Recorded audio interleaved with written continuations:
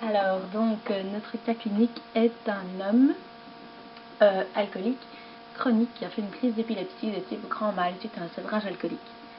Alors, nous allons d'abord expliquer ce qu'est un sevrage. Ça correspond à l'arrêt de la consommation d'alcool chez le malade qui est alcoolodépendant. Le sevrage a provoqué des symptômes psychiques et comportementaux dans les 10 jours qui suivent ce sevrage, avec une possibilité de crise d'épilepsie de type grand mal. Une crise d'épilepsie de type grand mal, c'est-à-dire qu'elles sont uniques et généralisées, donc on a des spasmes musculaires dans l'ensemble du corps, une perte de conscience et une chute au sol. Il n'y a pas d'anomalie à l'électroencéphalogramme.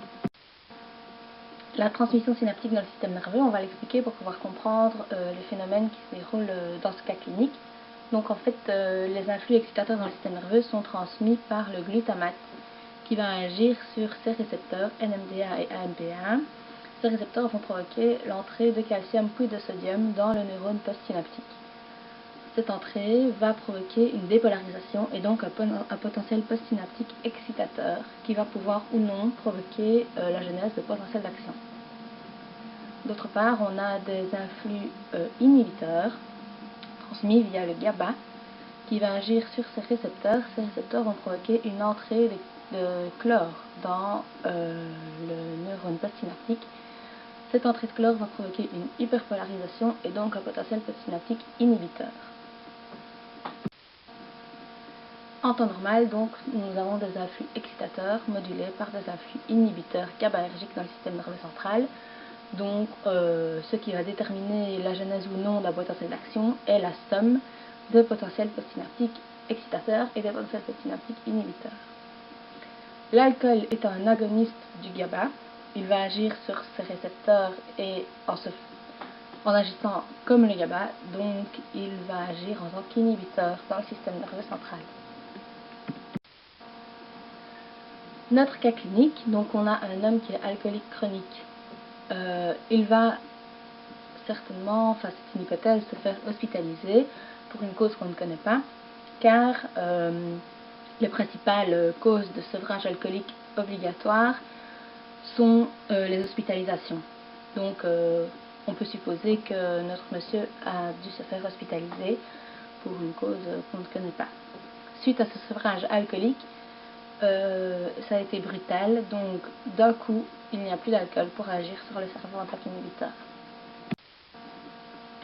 Les phénomènes qu'on observe sont une forte diminution de la transmission GABAergique, ce qui va causer une hyperexcitabilité de beaucoup de neurones dans le système nerveux central, car ils ont été habitués à être inhibés par beaucoup d'alcool auparavant. L'homme alcoolique chronique apportait beaucoup d'alcool à son système nerveux central, donc le neurone était fort inhibé. Maintenant que l'alcool ne vient plus d'un coup agir sur le système nerveux, ça va causer une hyperexcitabilité car les influx inhibiteurs ne sont plus là pour stopper les influx excitateurs.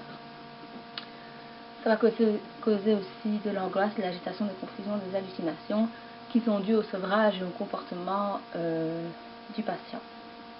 Tout ça va causer une crise d'épilepsie qui sera de type grand mal, due aux informations excitatrices diffuses transmises par les neurones hyperexcités.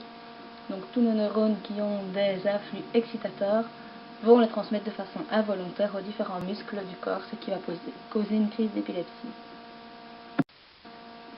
Le traitement pour notre patient est tout d'abord des benzodiazépines, car ce sont des agonistes GABAergiques et donc elles vont permettre de restaurer l'inhibition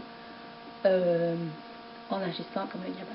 Donc comme l'alcool, mais ce n'est pas l'alcool. Les vitamines B, car la vitamine B6 est un cofacteur de la glutamate décarboxylase qui est nécessaire à la synthèse de GABA endogène. Donc en prenant de la vitamine B6, on va resynthétiser ce GABA et donc restaurer l'inhibition. On va aussi devoir faire une imagerie cérébrale après la première crise pour s'assurer qu'il n'y a pas de lésions cérébrales associées à la crise d'épilepsie, donc c'est pour écarter cette hypothèse. Et ensuite, il faudra faire une prise en charge psychologique du patient pour ne pas qu'il retombe dans l'alcoolisme. Voilà.